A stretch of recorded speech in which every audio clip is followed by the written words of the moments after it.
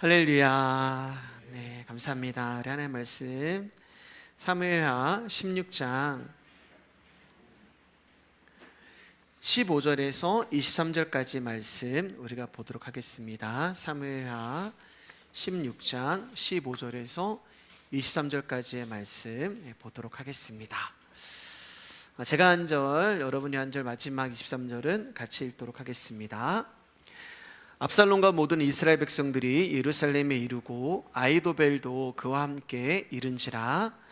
다윗의 친구 아렉 사람 후세가 압살롬에게 나갈 때 그에게 말하기를 왕이여 만세, 왕이여 만세하니, 압살롬이 후세에게 이르되 이것이 내가 친구를 후대하는 것이냐, 내가 어찌하여 내 친구와 함께 가지 아니하였느냐 하니, 후세가 압살롬에게 이르되 그렇지 아니하니이다. 내가 여호와의 이 백성 모든 이스라엘의 택한 자에게 속하여 그와 함께 있을 것이니이다. 또 내가 이제 누구를 섬기리이까? 그의 아들이 아니니까 내가 전에 왕의 아버지를 섬긴 것 같이 왕을 섬기리이다 하니라. 압살롬이 아히돌벨에게 이르되 너는 어떻게 행할 계략을 우리에게 가르치라 하니, 아히돌벨이 압살롬에게 이르되 왕의 아버지가 남겨두어 왕궁을 지키게 한 후궁들과 더불어 동침하소서. 그리하면 왕께서 왕의 아버지가 미워하는 바 됨을 온 이스라엘에 드리리니 왕과 함께 있는 모든 사람의 힘이 더욱 강하여지리다 하니라. 이에 사람들이 압살롬을 위하여 옥산에 장막을 치니 압살롬이 온 이스라엘 머리의 눈앞에서 그의 아버지 후궁들과 더불어 동침하니라. 같이 읽겠습니다. 그때 아히도벨이 베푸는 계략은 사람이 하나님께 물어서 받은 말씀과 같은 것이라. 아히도벨의 모든 계략은 다윗에게나 압살롬에게나 그와 같이 여겨졌더라. 아멘. 오늘 말씀의 제목 한번 읽어보겠습니다. 시작. 세상 일의 잘됨이 아닌 나의 영혼의 잘됨을 위해서 도우시는 하나님. 오늘 이런 제목으로 사무엘하 16장을 마무리하고요, 17장 중반까지 한번 나눠보도록 하겠습니다. 16절을 보면 그때 다윗의 친구인 아렉 사람 후세가 압살롬을 찾아와서 압살롬을 보고 임금님 만세, 임금님 만세 이렇게 외칩니다. 우리가 사무엘하 15장을 나눌 때 후세의 등장에 대해서 잠깐 나누었습니다. 혹시 여러분 기억하실지 모르겠어요. 다윗에게는 두 명의 유능한 책사가 있었는데 그 중에 한 명이 아히도벨이었고 또 다른 한 명이 다윗의 친구였던 후세였어요. 다윗은 자신의 피난길에 같이 동행하려고 했던 후세를 같이 하지 아니하고 압살롬에게 거짓 투항한 것처럼 계략을 꾸며서 그를 예루살렘 압살롬에게 보내죠. 다윗이 그렇게 하는 이유는 압살롬의 신임을 후세가 얻음으로 말미암아 압살롬의 마음을 사서 궁왕에 일어나는 모든 일들을 다윗이 듣고 파악하기 위함인 거예요. 그리고 이제 다윗의 계략대로 후세는 압살롬의 편이 되었습니다.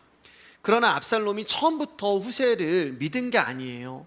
17절을 보면은 압살롬은 후세가 다윗의 가까운 친구였음을 알고 있었기에 이것이 친구를 대하는 그대의 우정이요, 어찌하여 그대의 친구를 따라서 떠나지 않았소 라고 피난길에 함께하지 않았던 후세를 압살롬이 처음에는 의심을 해요.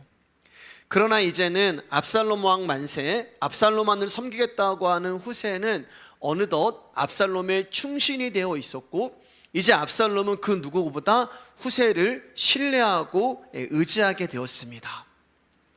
자, 다윗은 도망을 쳤고 다윗의 친구 후세까지 다윗을 배신하고 압살롬을 섬기겠다며 머리를 조아리고 있는 상황이 되었어요.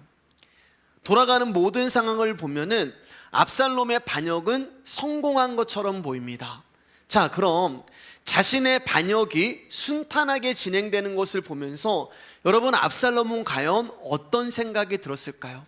이제 예루살렘의 왕자에 자기가 앉았고 다윗은 도망을 쳤고 다윗의 유능한 책사였던 후세까지 자기를 섬기겠다고 찾아온 거예요. 물론 자신이 아버지를 반역하여 이스라엘의 왕이 된 것은 분명 잘못한 일이 맞고 잘못된 일이 맞습니다.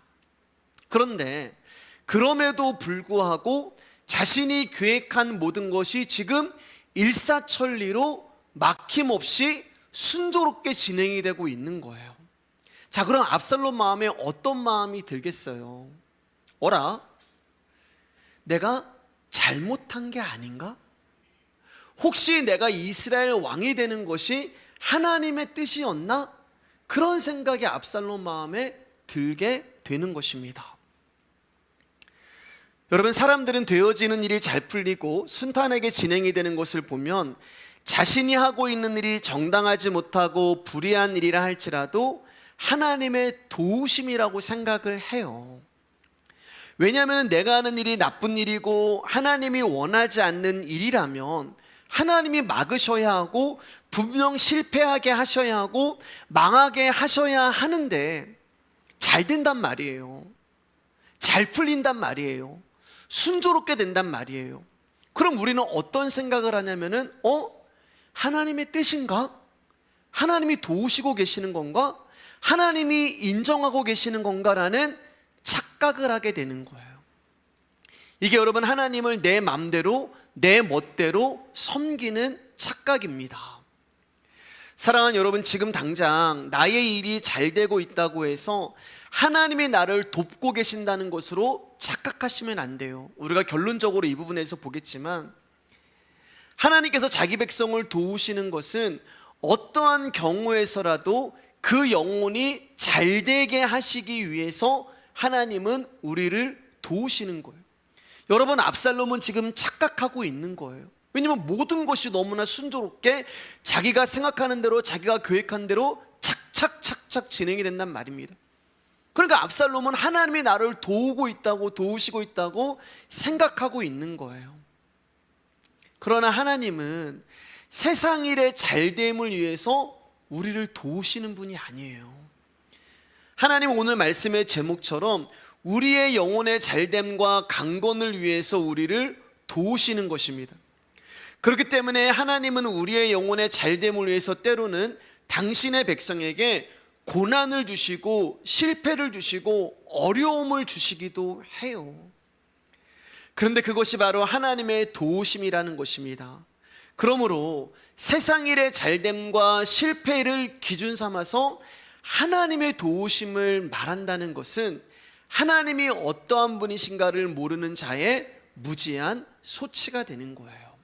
오늘 이제 말씀을 끝까지 들어보시면 결론적으로 여기에 대한 답이 내려질 것입니다. 우리 20절에서 21절 말씀 읽어보도록 할게요. 시작. 압살롬이 아히도벨에게 이르되 너는 어떻게 행할 계략을 우리에게 가르치라 하니 아히도벨이 압살롬에게 이르되 왕의 아버지가 남겨두어 왕궁을 지키게 한 후궁들과 더불어 동침하소서. 그리하면 왕께서 왕의 아버지가 미워하는 바 됨을 온 이스라엘이 들으리니 왕과 함께 있는 모든 사람의 힘이 더욱 강하여지리이다 하니라. 압살롬은 이제 아히도벨에게 어떻게 해야 반역이 완전하게 성공할 수 있을지를 가르쳐 달라고 하죠.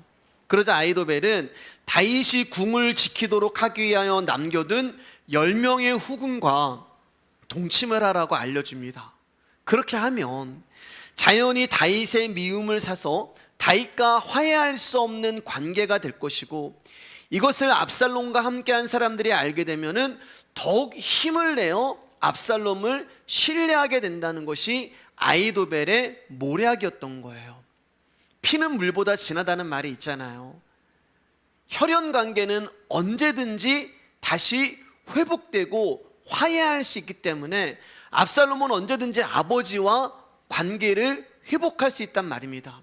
만약 그렇게 되면은 다윗을 배신하고 반역에 동참한 아히도벨은 죽임을 당할 수밖에 없기 때문에 그 불안을 해소하기 위해서라도 압살롬으로 인하여 다윗의 후궁들을 간음하게 한 거예요. 여러분, 이처럼 아히도벨이라는 사람은 압살롬의 왕권을 굳건히 세우는데 중심이라는 것입니다.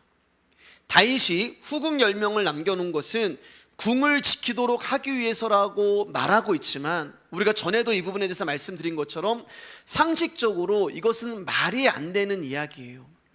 왜냐하면 궁을 지키려는 다윗의 의지가 있었다면 연약한 여인에 불과한 후궁을 남기는 것이 아니라 군대를 주둔시키고 군사를 남기고 본인이 예루살렘 궁을 지키면서 압살롬과 싸워야 하는 거예요. 그러니까 지금 다윗이 후궁을 궁에다 남겨놓고 궁을 지키라고 하는 것은 압살롬하고 힘으로 싸우라는 그런 이야기가 아니라, 나는 압살롬아 너와 싸울 의지가 없다, 나는 너와 싸울 생각이 없다, 나는 너와 힘으로 전쟁하고 싶지 않다는 다윗의 마음을 후궁들을 통하여서 압살롬에게 표현하고 있는 거예요. 그리고 이러한 다윗의 뜻은 다윗의 오른팔이었던 아히도벨이 누구보다 잘 알고 있습니다. 그럼에도 불구하고 다윗의 뜻을 누구보다도 잘 알고 있는 아히도벨은 자신의 안전과 압살롬의 힘을 위해서 압살롬을 연약한 후궁과 동침하게 하는 거예요. 자신의 힘으로 약한 자를 누르고 짓밟고 있는 거예요. 그리고 성경은 그것을 악이라고 이야기해요. 간음하고 강간하는 것을 악이라고 이야기하는 것이 아니라, 강한 자가 약한 자를 짓누르는 것을 성경은 악이라고 이야기를 합니다. 사실은 오늘 이제 아히도벨에 대해서 우리가 이제 다루어야 하거든요. 그리고 이 옥상과 또 이 후궁에 대해서도 우리가 다루어야 했는데, 여러분 우리가 몇 주 전에 아히도벨이라는 사람에 대해서 나누면서 이 부분을 우리가 이제 땡겨가지고 몇 주 전에 아주 자세하게 나눴습니다. 기억나시죠?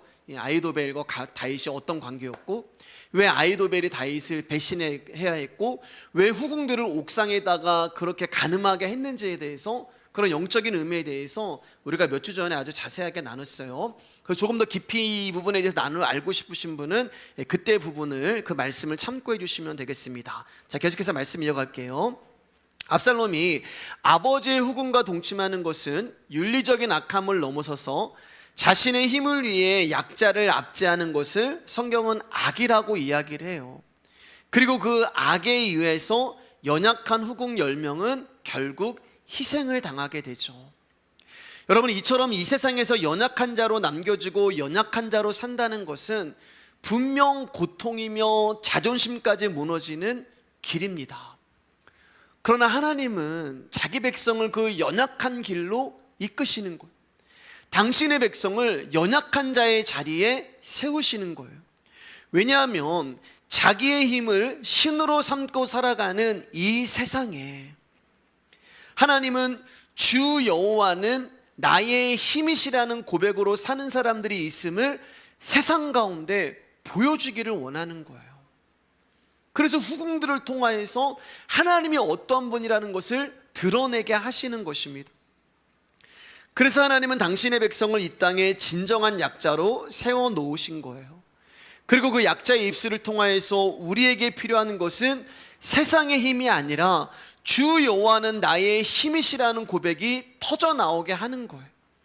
그리고 이러한 고백이 성도로 하여금 세상의 힘을 바라보게 하는 것이 아니라 힘 되시는 주 여호와를 바라보고 의지하게 만드는 것입니다. 그리고 이러한 믿음이 어떠한 경우에도 여호와가 나의 피난처라는 고백과 함께 주 여호와께로만 달려가게 하는 힘을 주게 하는 거예요. 자, 우리 17장 1절에 3절 말씀 같이 읽도록 하겠습니다. 시작. 아히도벨이 또 압살롬에게 이르되 이제 내가 사람 12,000명을 택하게 하소서. 오늘 밤에 내가 일어나서 다윗의 뒤를 추적하여 그가 고나고 힘이 빠졌을 때에 기습하여 그를 무섭게 하면 그와 함께 있는 모든 백성이 도망하리니 내가 다윗 왕만 쳐 죽이고 모든 백성이 당신께 돌아오게 하리니 모든 사람이 돌아오기는 왕이 찾는 이 사람에게 달렸음이라. 그리하면 이 모든 백성이 평안하리이다 하니, 이제 16장에 의해서 후궁을 이렇게 이제 간음하라고 얘기했던 이 아히도벨이 계속해서 이제 압살롬에게 자신의 모략을 이어서 이야기를 하는데, 왕이시여 나에게 군사 12,000명을 주시면 다윗이 지금 피난길에 오름으로 인하여서 고나고 약해 있기 때문에 지금 당장 가서 내가 그를 쳐서 죽이겠다고 이야기를 해요. 그리고 다윗만 죽이면 다윗을 따르던 모든 백성들은 뿔뿔이 흩어지고 그들이 결국 압살롬께 돌아와 이스라엘은 평안을 찾고 압살롬 당신이 진정한 이스라엘의 왕이 될 것이라고 이제 아히도벨이 자신의 모략을 압살롬에게 이야기를 합니다. 그러니까 여러분, 한마디로 아히도벨의 계책은 하나님이 기름 부으시고 하나님이 택한 자를 죽이겠다는 거예요. 하나님이 택한 자를 죽인다는 것은 여러분 어떤 뜻이 되는 거예요? 하나님께 도전을 하는 거예요. 그러니까 여러분, 아히도벨에 대해서 우리가 지난번에 봤지만 인간의 지혜라고 말씀을 드렸잖아요. 인간의 지혜로 가득한 사람, 어쩌면 인간의 지혜라고 말할 수 있는 아히도벨이 지금 하나님이 선택하고 기름 부은 자를 죽이겠다는 말은 인간의 지혜와 하나님의 지혜가 싸움이 일어나고 있는 장면이 되는 것입니다. 그런데 여러분, 하나님께 도전한다는 것은 악이란 말이에요. 그렇기 때문에 아히도벨의 계책은 크게 잘못된 것이며 악한 것입니다. 그런데 여러분, 아히도벨의 계략이 악한 거란 말이에요. 아히도벨의 계약은 잘못된 거란 말입니다. 그런데 말씀을 잘 보시면 이것은 아히도벨만의 생각이 아니에요. 하나님께 도전하고 하나님이 택한 자를 죽여버리겠다고 얘기하는 그 악한 생각이 아히도벨만의 생각이 아니었단 말이에요. 우리 4절 말씀 읽을까요? 시작. 압살롬과 이스라엘 장로들이 다 그 말을 옳게 여기더라. 아히도벨이 내가 지금 다윗을 쳐 죽이겠습니다, 그런 모략을 내니까 압살롬과 이스라엘 장로들이 다 아히도벨의 말을 옳게 여기는 거예요. 즉 압살롬도 이스라엘 장로 어느 한 사람도 아히도벨의 계략이 하나님 앞에 잘못된 것이라고 말하는 사람이 없다는 거예요. 그건 아니죠. 아히도벨님, 당신이 아무리 지혜롭고 당신의 그 계략의 모략이 이스라엘의 최고라고 하더라도 지금 말한 것은 아니죠. 어떻게 하나님이 기름 부으시고 택한 자를 죽일 수 있습니까? 이런 말을 한 사람이 한 명도 없었다는 거예요. 압살롬이야 반역의 주동자니까 그렇다 치더라도 여러분, 이스라엘 장로들은요, 말씀을 따르며 말씀을 실천하며 말씀을 가르치는 존경받는 이스라엘의 어른으로 대접받던 자들이었단 말이에요. 말씀을 알고 있는 자들이었어요. 심지어 말씀을 가르치는 자들이었어요. 그런데 하나님의 말씀을 알고 가르치는 장로들까지 뭐라고요? 아히도벨의 말을 옳게 여기더라. 하나님께 도전하는 것을 옳게 여기더라. 하나님이 악이라고 하는 것을 옳게 여기더라. 여러분, 이 말은 장로들도 압살롬의 반역이 완전히 성공하고 굳혀지기를 바라는 열망으로 가득 차 있다는 거예요.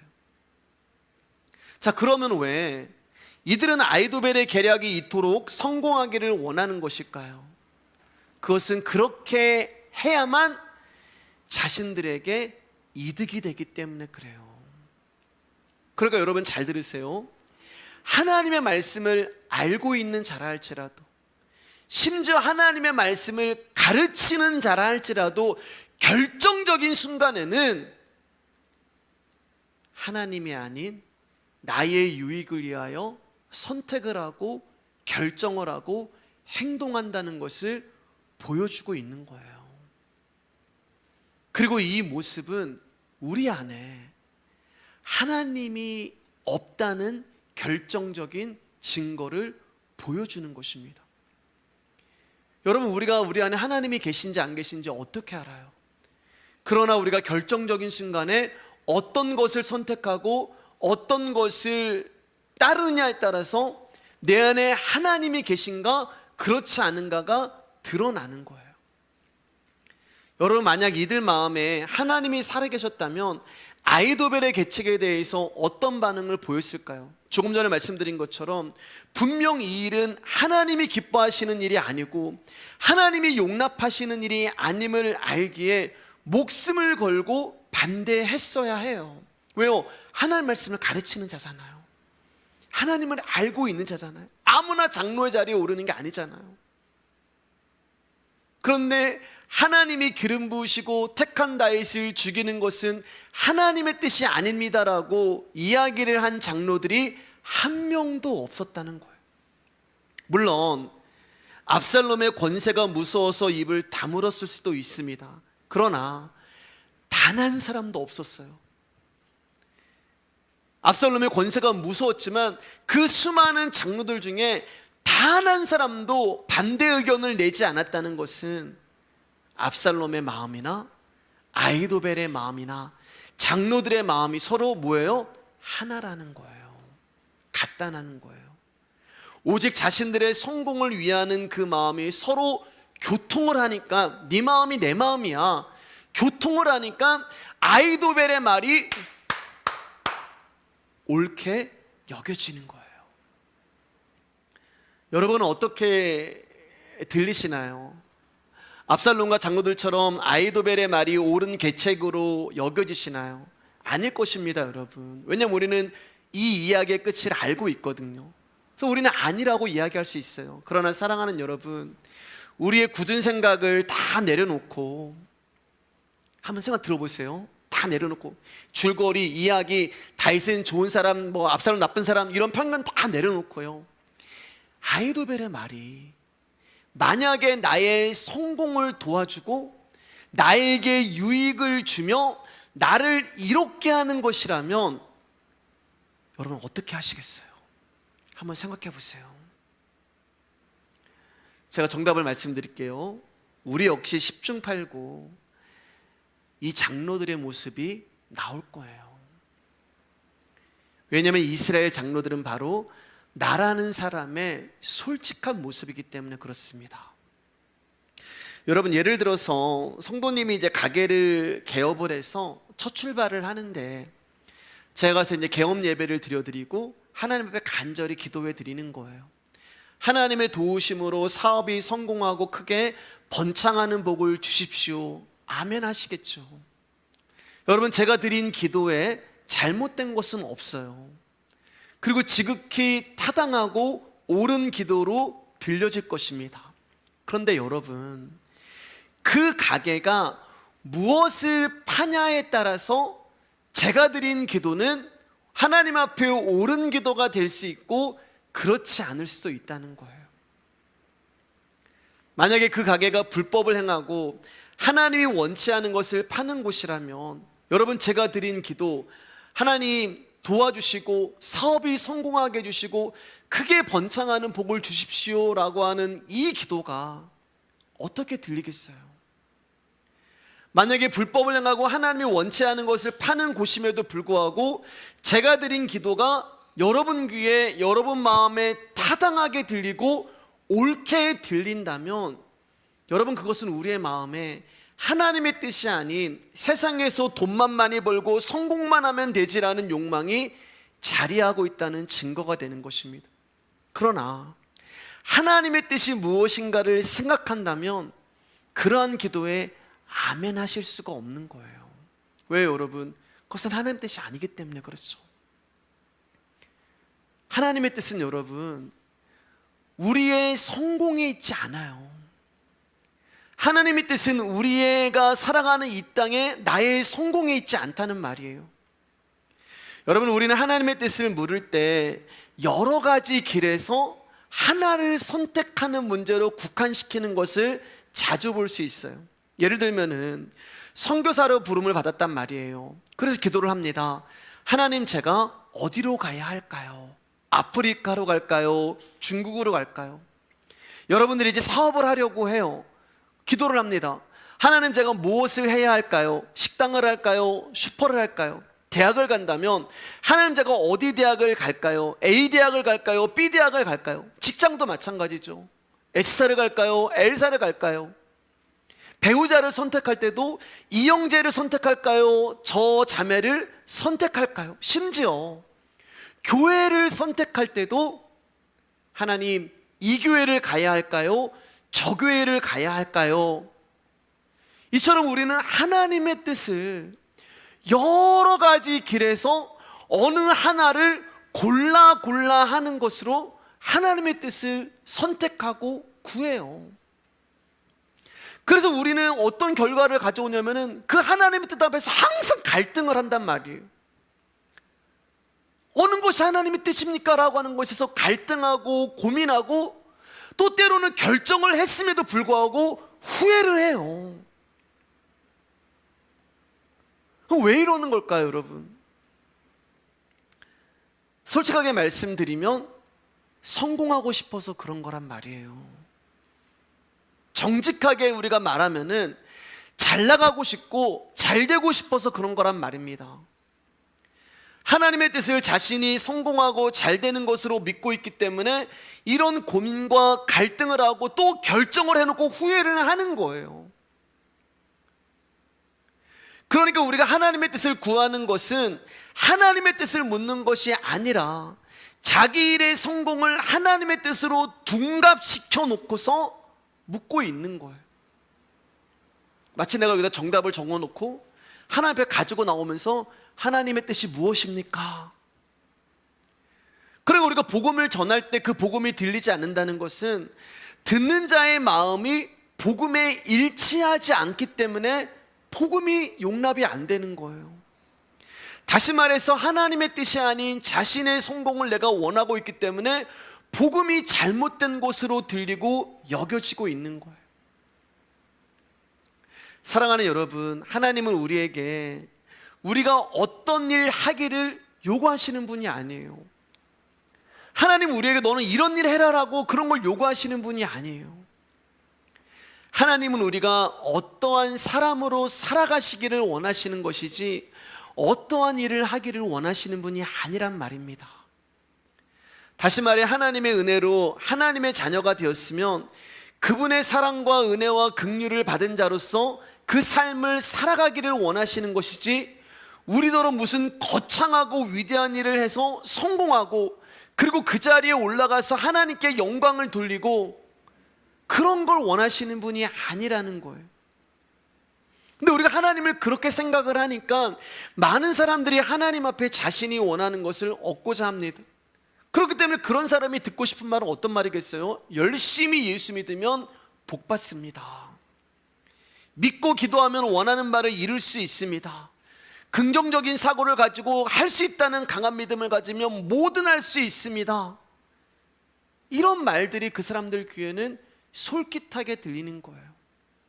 그리고 여러분, 이런 말이 여러분에게 소망을 주고 여러분에게 희망을 준다는 거 제가 잘 알고 있어요. 그럼에도 불구하고 예수 믿으면 부자 됩니다. 예수 믿으면 잘 됩니다. 예수 믿으면 병 고칩니다. 예수 믿으면 자식이 잘 되고 예수 믿으면 좋은 데 가고 예수 믿으면 모든 것이 만사형통이고 일사천리다라는 그런 말을 제가 이 강단에서 할 수 없는 것은 제가 아는 하나님은 그런 분이 아님을 잘 알고 있기 때문에 그래요. 그렇기 때문에 거짓말로 여러분을 속이고 아이도벨과 같은 모략을 여러분께 가르칠 수 없기 때문에 제가 전하는 복음이 여러분에게 즐거움을 주지 못하는 것을 알면서도 그분의 십자가만을 말할 수밖에 없는 거예요. 사랑하는 여러분, 예수님이 십자가에서 인생의 성공을 보실 수가 있겠습니까? 예수 그리스도가 피 흘리신 그 십자가의 현장에서 우리의 잘됨과 세상의 행복을 볼 수 있겠습니까? 십자가가 승리할 수 있었던 이유는 예수 그리스도가 당신의 힘을 다 버리시고 포기하셨기 때문에 그런 거예요. 예수님은 모든 것을 버리시는 버림의 길을 가셨기 때문에 저와 여러분들이 구원이라는 승리를 얻게 된 것입니다. 그러면 이 길을 걸어가신 예수님이 당신의 백성에게 어떤 말씀을 하시겠어요? 나에게 오면 내가 너를 성공하게 해주겠다.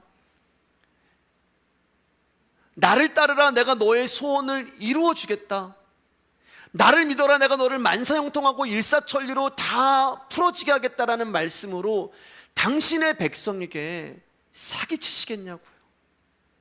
예수님은 그런 말씀 그래서 안 하시잖아요. 무슨 말씀하세요? 나를 따르려거든 너를 부인하고, 부인한다는 버리라는 얘기잖아요. 나를 따르려거든 나라는 존재를 버리고 자기 십자가를 지라는 그 말씀 말고는 다른 말씀으로 제자를 부르시지 않으셨어요. 예수님의 버림의 길을 가신 것처럼 우리가 가야 하는 길 역시 버림의 길이라는 거예요. 그런데 우리는 얻으려 하고 채우려 하고 가지려 하고 올라가려고 합니다.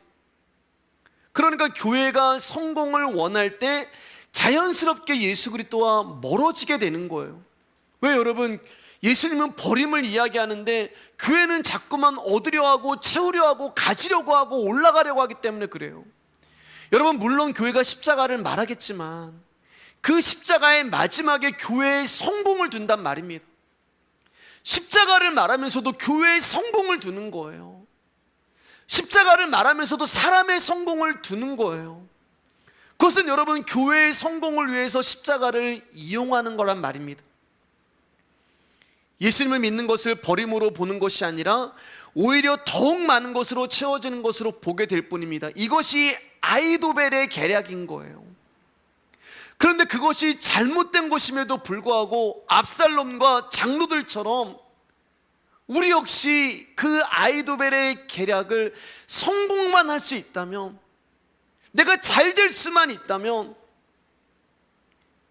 교회가 유명해지고 커질 수만 있다면, 목사가 잘 나가고 인기만 얻을 수 있다면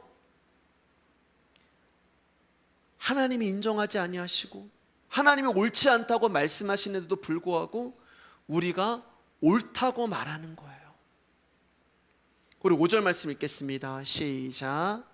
압살롬이 이르되 아렉 사람 후세도 부르라. 우리가 이제 그의 말도 듣자 하니라. 아히도벨이 다윗을 죽이고 반역의 모든 것을 끝낼 수 있는 계략을 말하자 압살롬이 이제 후세를 부릅니다. 아히도벨아, 그래, 너의 말이 참 좋다. 그런데 한번 후세의 의견도 들어보자. 그리고 후세를 불러서 아히도벨이 이런 말을 했다. 너의 생각은 어떠냐라고 의견을 이야기하라고 말을 합니다. 그 내용이 이제 6절에서 10절이에요. 자, 후세가 아히도벨의 계략에 대해서 자신의 모략을 이야기하는데 이렇게 이야기합니다. 6절에서 10절입니다. 시작. 후세가 압살롬에게 이르매 압살롬이 그에게 말하여 이르되 아히도벨이 이러이러하게 말하니 우리가 그 말대로 행하랴. 그렇지 아니하거든 너는 말하라 하니 후세가 압살롬에게 이르되 이번에는 아히도벨이 베푼 계략이 좋지 아니하니이다 하고 또 후세가 말하되 왕도 아시거니와 왕의 아버지와 그의 추종자들은 용사라. 그들은 들에 있는 곰이 새끼를 빼앗긴 것이 격분하였고 왕의 부친은 전쟁에 익숙한 사람인즉 백성과 함께 자지 아니하고 지금 그가 어느 굴에나 어느 곳에 숨어 있으리니 홍 무리 중에 몇이 먼저 엎드려지면 그 소문을 듣는 자가 말하기를 압살롬을 따르는 자 가운데서 패함을 당하였다 할지라. 비록 그가 사자 같은 마음을 가진 용사의 아들일지라도 낙심하리니 이는 이스라엘의 무리가 왕의 아버지는 영웅이요 그의 추종자들도 용사일 줄 알미니라. 후세는 아히도벨의 모략이 좋은 방법이 아니라고 말을 합니다. 왜냐하면 지금 다윗과 그의 용사들은 새끼를 빼앗긴 곰처럼 몹시 격분해 있을 것이고 또 다윗은 지금 어느 굴에 숨어 있을 것인데 그런 다윗을 잘못 치다가 혹 압살롬의 군사들이 죽게 되면 그 소문은 압살롬이 피한 곳으로 날 수가 있기 때문에 그렇게 되면 다시 백성들의 마음이 다윗에게로 기울일 수가 있으니 안 된다는 거예요. 그러면서 이제 후세는 자신의 모략을 압살롬에게 제시합니다. 자, 11절 13절입니다. 시작. 나는 이렇게 계략을 세웠나이다. 온 이스라엘을 단부터 부엘세바까지 바닷가에 많은 모래같이 당신께로 모으고 친히 전장에 나가시고 우리가 그 만날 만한 곳에서 그를 기습하기를 이스라엘 땅에 내림같이 우리가 그에 의해 덮여 그와 그와 함께 있는 모든 사람을 하나도 남겨두지 아니할 것이요 또 만일 그가 어느 성에 들었으면 온 이스라엘이 밧줄을 가져다가 그 성을 강으로 끌어들여서 그곳에 작은 돌 하나도 보이지 아니하게 할 것이니이다. 아멘.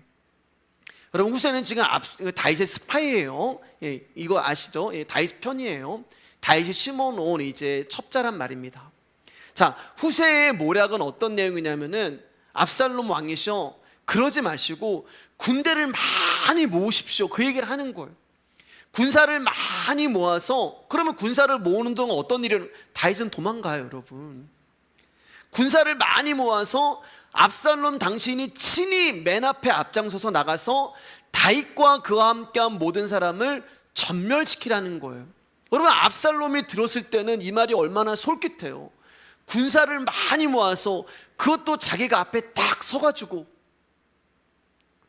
그런데 여러분, 그 군사를 준비하고 군대를 준비하는 동안에 다윗은 힘을 키우게 되고 돕는 자들이 다윗에게는 이제 붙게 되고 다윗에게는 시간을 벌어주게 된다는 말이에요. 그것을 알기 때문에 아히도벨이 지금 당장 내가 가서 다윗을 치겠다고 이야기를 합니다. 그러니까 우리가 이것을 잘 보면은 누가 들어도 아히도벨의 계략이 더 확실하고 성공적이란 말이에요. 다윗에게는 시간을 줄수록 압살롬은 손해가 되는 거예요. 지금 다윗은 지쳤고 힘들고, 우리가 계속해서 이제 이 사무엘하를 보잖아요. 여러분, 지난주 누구였죠? 갑자기 생각이 안 나네요. 예. 뭐였죠? 사울의 시므이. 예. 사울의 친척 시므이가 조롱해도 다윗은 그와 싸울 수도 없는 지금 연약한 상태에 있는 거예요. 지금 이런 가운데 아히도벨이 12,000명 가져가고 다윗을 치면 백전백승에서 압살롬은 이제 완전한 성공을 거둘 수 있다는 말입니다. 그 재밌는 것은 압살롬이 지금 아히도벨의 이야기도 듣고 후세의 이야기도 들었는데 누구의 모략이 더 뛰어나다고 생각하고 그 모략을 따르냐면은 아히도벨이 아니라 들어보니까 후세의 모략이 더 나은 것 같소. 그리고 압살롬뿐만 아니라 거기에 있는 모든 사람들도 다 후세의 모략이 더 낫습니다라고 이야기를 하는 거예요. 우리가 객관적으로 보면 아히도벨의 모략이 뛰어나단 말입니다. 그렇게 해야 돼요. 근데 이 사람들이 하나같이 눈이 다 가리고 귀가 막힌 것처럼 모든 사람들이 다 후세의 모략이 맞다고 후세의 모략을 따르자고 한단 말입니다. 자, 어떻게 이런 일이 일어난 거예요? 어떻게 이런 일이 일어났어요? 여러분, 이제 잘 들으셔야 돼요. 예. 하나님이 이 모든 일을 배후에서 역사하고 계시기 때문에 그러잖아요. 다시 말해, 지금 하나님은 다윗을 돕고 계시는 거예요. 여러분, 잘 들어주세요. 여러분, 예, 여기 이제 중요한 부분이에요. 지금 하나님이 다윗을 돕고 계시는 걸 후세를 통하여서요. 그러니까 후세의 모략은 압살롬에게 저주를 내리시고 심판을 내리시고 화를 내리시기 위하여 아히도벨의 모략을 깨트려 파하시는 하나님의 일하심이란 말입니다. 자, 14절 말씀 크게 읽어주세요. 시작. 압살롬과 온 이스라엘 사람들이 이르되 아렉 사람 후세의 계략은 아히도벨의 계략보다 낫다 하니 이는 여호와께서 압살롬에게 화를 내리려 하사 아히도벨의 좋은 계략을 물리치라고 명령하셨음이더라. 여기 보세요. 아히도벨의 좋은 계략이라고 얘기하잖아요. 지금 후세의 계략이 좋은 계략이 아니고 아히도벨의 계략이 좋은 계략이란 말입니다. 그런데 어떻게 후세의 계략이 더 좋습니다라고 했어요? 여호와께서 압살롬을 지금 심판하시기 위하여서 하나님이 지금 역사하고 있는 거예요. 아시는 대로 후세는 다윗이 들여보낸 첩자예요. 그러니까 하나님은 압살롬에게 후세를 첩자로 가게 하신 그날부터 후세가 모략을 내는 지금까지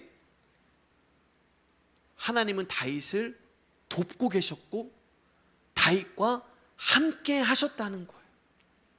여러분, 만약 아히도벨의 모략이 성공을 했다면 다윗은 죽었을 거예요. 그런데 하나님이 아히도벨의 모략이 거의 지금 성공할 뻔한 그 찰나에 후세를 보내시고 그의 모략이 더 나은 것처럼 여겨지게 만드심으로 말미암아 다윗을 돕고 계시고 다윗을 지키시고 계시고 다윗을 함께 하시고 계신단 말입니다. 그런데 여러분, 잘 들어보세요. 그런데 정작 다윗은 압살롬의 진영에서 이러한 일이 일어나고 있는지 알까요? 모를까요? 크게 알까요? 모를까요? 몰라요. 그러면 여러분, 다윗은 하나님이 지금 다윗을 자기를 돕고 있다는 것을 알까요? 모를까요? 몰라요. 지금 하나님은 저쪽 편에서 다윗을 돕고 계신단 말이에요. 근데 정작 다윗의 상황은 어떤 상황이에요? 여전히 피난길에 있어요. 여전히 도망을 치고 있어요. 그럼 하나님이 다윗에게, 야, 내가 지금 압살롬의 편에서 이런 일을 하고 있다, 너를 돕고 있다, 그렇게 말씀해 주시면은 다윗의 마음이, 지금 하나님이 나를 위해서 뭔가 일을 하고 계시는구나 라는 것을 보고 기다리고 인내하고 이 피난길 얼마든지 내가 한번 이겨볼 마음이 있을 텐데 하나님 말씀하지 않으세요. 그러니까 다윗은 지금 하나님이 자신을 돕고 있다는 것을 알지도 못하고 깨닫지도 못하고 보지도 못하고 여전히 도망자의 신세와 도망자의 환경과 도망자의 상황으로 피난길에 오르고 있단 말입니다. 배고픔과 피곤과 추위와 고난과 고통과 아픔에 처해 있는 신세란 말이에요. 분명 지금 하나님이 다윗을 돕고 계신데 다윗의 상황은 나아지는 게 없어요. 분명 지금 하나님이 다윗을 돕고 계시고 다윗과 함께 계시고 다윗을 지키시고 계신데 다윗의 상황은, 환경은 나아지는 것이 아니라 더 힘들고 더 어렵고 더 위기 상황이고 더 고난과 고통에 처해 있다는 거예요. 그러니까 무슨 말씀이에요, 여러분? 우리의 상황이 여전히 위기에 처해 있고 우리의 환경이 나아지지 않고 더 힘들고 고난 가운데 있고 고통 가운데 있다 할지라도 하나님은 나를 돕고 계시고, 아멘. 하나님은 나와 함께 하시고, 아멘. 하나님은 나를 지켜주신다는 것, 이것이 믿어지는 것이 믿음이라는 거예요. 아니, 눈에 보이는 거 누가 못 믿어요, 여러분? 눈에 보이는 거 누가 못 믿어요. 그런데 우리는 하나님의 이러한 도우심을 못마땅해 합니다. 왜냐하면 하나님이 다윗을 도우실 거라면은 아히도벨의 모략을 파괴하시게 하여 후세를 사용하는 것보다 직접적으로 다윗에게 힘을 주셔서 압살롬을 치게 하시든지, 아니면 압살롬에게 재앙을 내리셔서 그가 급사를 하든, 아니면 뭐 천둥번개를 내리셔서 막 그 지역을 막 심판을 하시면서 하나님 막 우렁찬 음성으로 누구든지 다윗을 해롭게 하는 자는 내가 가만두지 않겠다, 막 얼마나 폼이 나요. 얼마나 멋져요. 다윗 어깨가 막 으쓱으쓱 올라갈 거 아니에요. 이게 우리가 생각하는 하나님의 도우심이란 말이에요. 그런데 성경이 말하는 하나님의 도우심은 여전히 다윗은 도망제 신세고 피난길에 있는 위기 상황인데 정작 하나님은 다윗을 돕고 계신다는 말을 하니까 내 현실에서는 이게 위로가 안 되는 거예요. 하나님이 당신을 돕고 계십니다. 내가 뭐 느껴져야지, 도움이. 뭔가 좀 잡혀야 되고 뭔가 보여야 되고, 하나님 돕고 계신다는 그 말씀이 나에게 위로가 되지 않아요. 사람들은 신의 도움을 환경의 변화 또는 개선으로 이해를 합니다. 그러니까 위기 상황이 되었으면 위기 상황에서 벗어나는 것을 신의 도움으로 여겨요. 그런데 위기 상황은 그대로인데 하나님이 도우신다고 말하면 그 말을 신뢰할 자가 누가 있겠어요? 그러나 우리가 하나님을 신뢰하든 그렇지 않든 하나님은 여전히 우리를 돕고 계시는 거예요. 왜냐하면 하나님의 도우심은 환경의 개선이 아니라 하나님이 원하시는 길로 당신의 백성을 이끌어가는 거예요. 아까 전에 말씀드렸잖아요. 하나님은 우리가 이 땅에서 어떠한 일을 하는 것을 원하는 것이 아니라 어떠한 사람이 되기를 바라신단 말입니다. 그래서 나라는 존재를 다 박살을 내시는 거예요. 나라는 존재가 살아있으면 내가 원하는 대로 가기 때문에. 베드로가 여러분 다 늙어서 힘 다 빠졌을 때 그때 하나님이 베드로의 멱살 잡고 끌고 가시잖아요. 왜요? 베드로가 숟가락 들 힘만 있었어도 하나님 안 따라갔어요. 예수님 안 따라갔어요. 그래서 요한복음 21장에 네가 젊었을 때는 네 마음대로 갔지만 늙어서는 이란 말을 하는 거예요. 늙어서는 내가 너에게 허리띠 띠고 너를 끌고 갈 거야. 왜요? 젊다는 말은 힘이 있기 때문에 손가락 하나 움직일 힘만 있어. 하나님 싫어요. 왜 내가 글로 가야 돼요? 내가 왜 하나님 이래야 돼요? 나는 내가 원하는 대로 살 거예요. 그래서 하나님은 압살롬의 일을 잘 되게 하는 거잖아요. 지금은 압살롬은요 자기 일이 좀 잘 되고 있는 것처럼 보이는 거예요. 후세를 통해서 압살롬을 잘 되게 하시면서 다윗은 안 도와주는 것처럼 다윗을 돕고 계시는 거예요. 고난과 고통과 아픔과 눈물 통화에서 다윗이라는 존재가 계속, 그래서 지난 시간에 봤잖아요 여러분. 시므이가 다윗을 너는 막 욕하고 저주하고, 근데 다윗이 여러분 옛날 같으면 칼 빼들어가서 시므이의 목을 탁 쳤을 텐데, 그래 맞아, 네 말이 맞아, 내가 지금 피난길에 오르는 거 내가 밧세바 간음해서 그런 거야, 내가 우리아 살인해서 그런 거야, 그래 시므이야 네 말이 맞다, 나는 저주받은 그런 존재다, 나는 저주받아 마땅한 존재야. 점점 나라는 존재가 어떠한 존재라는 것이 하나님 앞에 드러나고 계신, 그게 하나님이 우리를 돕고 계시는 거예요. 다윗은 아무것도 모르고 있는 상황이지만 분명 하나님은 후세를 통해서 아히도벨의 계략을 무산시킴으로 다윗을 위기에서 구하시며 돕고 계시는 거예요. 그러므로 여러분 역시 우리의 눈에 아무것도 보이지 않는다고 해서 하나님이 나를 도와주지 않는다는 생각을 버리시기를 바랍니다. 설령 저와 여러분의 환경이 그대로고 어려움과 고통이 사라지지 않는다고 하여도 하나님은 우리를 돕고 계시는 거예요. 우리의 눈이 미치지 못하는 곳에서, 우리의 생각이 미치지는 못하는 곳에서 하나님의 도우심은 한 번도 중지된 적이 없고 지금까지 계속되고 있는 거예요. 그렇기 때문에 사랑하는 여러분, 우리가 세상의 일을 두려워할 필요가 없는 거예요. 이 믿음이 있으면 지금 당장 나에게 불리하게 된 것 같다 해도 염려할 것이 없는 거예요. 이 믿음이 있으면. 왜냐하면 불리함이 유리함으로 바뀐 것을 믿으라는 것이 아니라 어떠한 경우에도 하나님 나를 도와주고 계시고, 어떠한 경우에도 하나님 나를 지켜주고 계시고, 어떠한 경우에도 하나님 나와 함께 하시긴다는 것을 믿으란 말입니다. 여러분, 우리의 인생은 하나님의 손에 붙들려 있습니다. 나의 뜻대로 되는 것이 아니에요. 그러므로 어떤 일에서든지 하나님의 나를 붙들고 돕고 계심을 잊어서는 안 되는 거예요. 세상의 환경을 보면 하나님의 도우심을 볼 수 없을지 몰라요. 제가 주일날 말씀드렸죠. 우리의 생존의 문제를 보면 여러분, 우리는 복음이 안 들려요. 그러나 우리의 생명의 문제를 깊이 생각해 본다면 하나님의 도우심의 흔적은 내 인생을 뒤돌아봤을 때 그분의 도우심으로 가득 차 있는 거예요. 그래서 하나님은 공평하신 분입니다. 아무것도 없어도, 고통 가운데 있어도, 힘없는 약자로 살아도 감사할 수 있는 거예요. 이런 하나님의 도우심을 하루하루 살아가는 인생에서 발견하시길 주님의 이름으로 축복합니다. 아무것도 아닌 것 같은 일들도, 원망의 조건에 불과했던 형편들도 하나님이 나를 도우시는 순간이었구나라는 것을 안다면, 여러분, 우리가 어떻게 그분을 찬양 안 하고 감사 안 할 수가 있겠어요? 많은 사람들은 세상에서 힘이 있어야 사람 구실을 한다고 이야기를 합니다.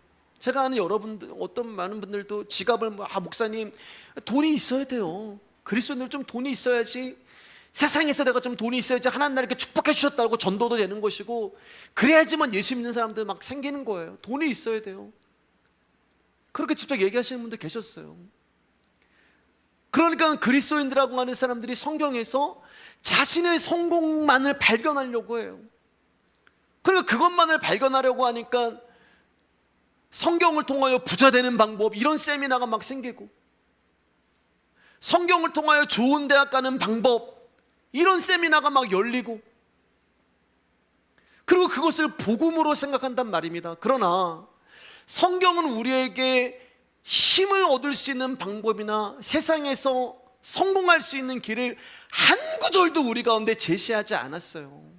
하나님 믿으면 좋은 학교 간다, 하나님 믿으면 사업 잘 된다, 하나님 믿으면 병 난다, 하나님 믿으면 자식이 성공한다라는 말을 어느 구절에도 하신 말씀이 없습니다. 그런데 여러분, 이런 말씀드리면 못마땅해 하신단 말이에요. 성경이 없는 거짓 복음에는, 죄송합니다, 환장을 하면서 성경에 기록된 대로 증거하는 말씀에는 인상을 쓰고 듣기 싫어하는 거예요. 힘없이 세상을 어떻게 살아갈 수가 있겠습니까? 라는 생각이 우리 안에 굳어있기 때문에 힘을 악으로 규정하는 것에 반발이 일어나는 거예요. 왜냐하면 하나님이 아니라 나의 성공만을 생각하며 살아가기 때문에 그래요. 하나님이 누구이신지 하나님을 아는 것에는 관심이 없고 어떻게든 믿음으로 인해 복이나 받았으면 하는 욕망에 묻혀 사는 거예요. 그리고 이러한 욕망이 하나님을 무당 하나님으로 만들어 버립니다. 비나이다 비나이다 하면서. 여러분, 과연 이러한 세대에 진리를 찾기 위해, 그리스도를 알기 위해 말씀을 듣는 자가 얼마나 되겠습니까? 자, 이제 말씀을 정리하도록 하겠습니다. 우리 수요일마다 사무엘서 보고 있잖아요. 꽤 오랜 시간 사무엘서를 나누고 있습니다. 여러분, 오랜 시간 다윗의 인생에 대해 들으시면서 어떤 생각이 들으세요? 우리가 오랜 시간 다윗의 인생에 대해서, 그의 어떤 인생의 희노애락을 우리가 같이 오랜 시간 지금 보고 있잖아요. 다윗에게서 어떤 것을 떠올리시고 어떤 생각이 드세요? 다윗은 하나님이 택한 이스라엘의 왕이고 다윗의 후손으로 메시아가 날 것이라는 약속까지 주어진 몸이에요. 그럼 솔직히 우리와는 비교가 안 되는 사람이에요, 여러분. 다윗을 통하여서 예수 그리스도가 오신다는 그 약속을 받은 사람이 다윗이잖아요. 하나님이 기름 부으신. 그럼 나와는 사실은 어떤 수준 차이가 나는 그런 존재가 다윗이란 말입니다. 그런데 그런 다윗을 하나님이 어떻게 인도하셨어요? 다윗의 몸을 통하여서 후손으로 예수 그리스도가 나오고 그에게 기름을 붓고 네가 왕이야. 그러면 그에게 기름을 부은 즉시 다윗이 왕이 됐냐는 거예요. 하루아침에 사울을 몰아내고 다윗이 왕이 되었나요? 그렇지 않잖아요. 기름 부음을 받은 그 순간부터 다윗이 왕위에 오르기까지 숱한 고초를 겪었잖아요. 다윗이요. 수많은 목숨의 위협을 넘겼고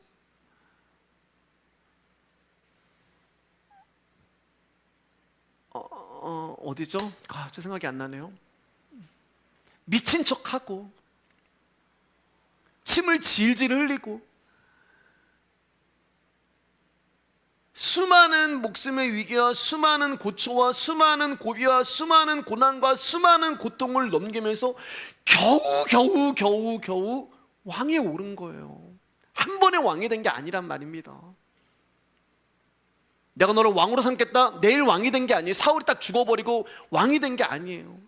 그의 인생에 수많은 고통과 수많은 어려움과 수많은 고비와 수많은 위기와 수많은 아픔과 수많은 슬픔과 그 모든 것들을 겪으면서 겨우 왕위에 오른 거예요. 그러면 이런 다윗의 인생에서 다윗의 입장을 본다면, 다윗이 자기의 인생을 본다면 여러분, 하루하루가 다윗에게는 하나님의 도우심이 아니겠습니까?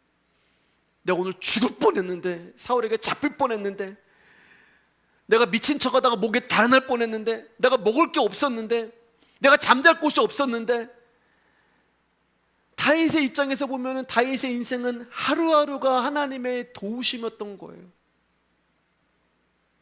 그런데 우리는 다윗에 대하여 말씀을 들으면서도 불구하고 우리는 이러한 도움을 원하지 않아요. 문제가 그거예요.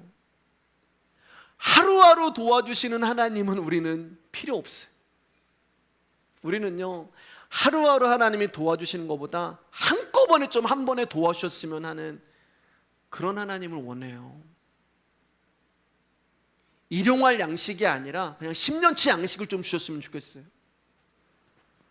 성경에는 일용할 양식 준다고 말씀하셨는데, 아니요 하나님, 나는 한 10년치 양식 주세요. 내가 너에게 한낱 괴로움 이길 수 있는 한날의 은혜를, 아니요 그 한날의 은혜 말고 한 10년의 은혜를 좀 주세요. 나를 그냥 깨작깨작 하루하루 이렇게 도와주지 말고 하나님 좀 한꺼번에 나에게 좀 도와주셔서 내가 좀 성공하게 좀 해주세요. 이게 무슨 말이에요 여러분? 푼돈 말고 목돈 좀 주세요. 하나님, 푼돈 말고 좀 큰 것 좀 주세요. 아니 나도 저 사람처럼, 저 간증하시는 저분처럼 정말 저런 복도 내가 좀 받게 해주세요. 우리는 누군가가 간증하면 다 기도 제목이 저 사람처럼 되게 해주세요. 그분의 기도 제목이 나의 기도 제목이 돼버리는 거예요. 막. 하루하루 하나님의 도움받으며 사는 것에 대해서 힘들어해요. 하나님, 나 하루하루 도와주는 거, 그건 나한테 전혀 힘이 되지 않아요. 나에게 힘이 되는 것은 하나님이 한꺼번에 왕창 나를 도와주실 때 내가 힘을 받아요. 그때 내가 하나님 앞에 헌금도 많이 할게요. 우리는 그렇게 하나님의 은혜를 생각하고 하나님의 도우심을 생각하니까 작은 일에 대해서는, 하루하루 나를 살려주시는 그 은혜에 대해서는, 오늘 하루도 나를 생존하게 하시는, 오늘 하루도 나에게 생명을 주시는 그 은혜에 대해서는 별 감사함이 없단 말입니다. 따라서 닥치는 위기 속에서 하루하루 도우시는 하나님을 원하는 것이 아니라 아예 다윗을 괴롭히는 사울을 죽여버리심으로 문제를 해결해주는 그런 하나님을 우리는 원하는 거예요. 그런데 여러분, 그게요, 그 우리의 욕망이요, 그 우리의 욕심이요, 날마다 우리에게 일하시는 하나님의 도우심을 보지 못하게 만드는 거예요. 큰 도움, 나에게 힘이 되고 득이 되는 도움을 우리가 원하기에 하루하루 나에게 일용할 양식을 주시면서 오늘도 나를 살아가게 하시는 그 하나님의 손길을 우리가 의식하지 못하는 거예요. 여러분, 우리가 이 밤에 이 자리에 모여 있는 것이 은혜 아닌가요, 여러분? 수많은 사람들이 오늘도 죽어나가고 있고, 수많은 사람들이 사고를 당하고, 그런데 여러분, 우리가 아무 일 없이 이 수협에 나와서 오늘 말씀을 듣는다는 게 은혜잖아요. 여러분, 압살롬과 다윗을 전혀 알지 못한 상태에서 하나님이 누구를 돕고 계실까요? 물어보면은 사람들은 분명 압살롬을 돕고 계신다고 그렇게 생각을 합니다.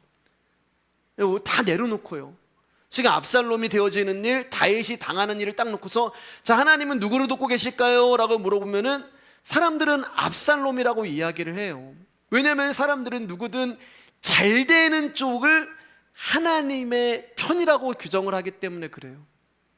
이처럼 우리가 생각하는 하나님의 도움은 우리를 잘 되게 하는 것입니다. 이제 말씀 마칠 거예요. 자, 그러면 여러분, 압살롬 입장에서 자신은 지금 너무 잘 되고 있잖아요. 다윗은 안 되고 있잖아요. 자신은 승승장구하고, 자신이 이제 막 성공하고 이제 완벽해지고, 이대로만 가면 나는 정말 자기가 원한 모든 것이 이루어지는 거예요. 그러면 압살롬이 지금 우리가 서두에 말씀드린 것처럼 자신을 볼 때 하나님이 나와 함께 하시는 것 같아요. 그렇잖아요, 여러분. 하나님 나를 돕고 있는 것처럼 느껴질 거예요. 다윗은 하나님이 버린 것처럼 보일 거예요. 하나님 나와 함께 하시고 나를 돕고 계시고 나를 지키시고, 압살롬은 그렇게 생각을 하고 있단 말입니다. 그러나 압살롬은 죽어요. 압살롬은 심판을 당해요. 자, 하나만 더 질문하고 이제 말씀 마칠게요, 여러분. 그런데 여러분, 압살롬이 지금 막 잘 된단 말이에요. 성공한단 말이에요. 모든 것이 자기대로 완벽하단 말이에요. 자, 그런 압살롬이 자기가 죽을 것을 알까요? 모를까요? 몰라요. 잘 되는데 죽어요, 여러분. 예. 다음 주에 이제 아이도벨이 먼저 죽고요. 예. 그 다음에 압살롬이 죽어요. 죽을 걸 몰라요. 지금의 압살롬은 자신이 나중에 어떻게 될 것인가를 전혀 알지 못해요. 그러니까 내일에 내가 어떻게 될지 모르니까 지금 잘 되는 것을 통하여서 하나님이 나를 돕고 계신다고 생각을 합니다. 그러나 하나님은 압살롬을 돕고 있는 것처럼 보이지만 후세를 통하여서 다윗을 돕고 계시는 거예요. 압살롬이 잘 되고 잘 풀리고 크게 되는 것 같지만 그가 잘 되면 잘 될수록 하나님은 다윗을 돕고 계시는 거예요. 여러분, 내일 우리가 어떻게 될지 어떻게 알아요? 저와 여러분의 인생 가운데 내일 어떤 일이 일어날지 어떻게 알아요? 그러나 우리가 확신할 수 있는 것은 나는 예수 그리스도로 말미암아 하나님의 백성이 되었다는 것은 여러분들이 확신할 수 있잖아요. 그런데 이것을 모르는 압살롬은 몰라요. 그저 눈앞에 되어지는 이들만을 통해서 하나님은 내 편이라고 생각해요. 그러나 하나님은 압살롬을 버리셨습니다. 이게 우리가 상상할 수도 없는 하나님의 일하심이고 하나님의 도우심이 되는 거예요. 여러분, 이 하나님을 우리가 어떻게 감히 이러쿵 저러쿵 정의할 수가 있어요? 여러분, 이 하나님을 감히 우리가 어떻게, 하나님 왜 나는 안 도와주세요? 왜 압살롬만 도와주고 나는 맨날 이 모양 이 꼴이에요? 라고 그렇게 원망하고 불평할 수 있냐는 거예요. 사랑하는 여러분, 우리의 인생은 나의 뜻대로 되는 것이 아니라 오직 나를 붙들고 계신 하나님에 의해서 진행되고 움직이고 완성되고 있음을 인정하시면서 나의 상황과 환경으로 인한 감사가 아니라 오직 내 영혼을 구원하시기 위하여 일하시고 도우시고 지키시는 하나님만을 찬양하는 저와 여러분 되시기를 주님의 이름으로 축복합니다. 오늘은 여기까지 하겠습니다.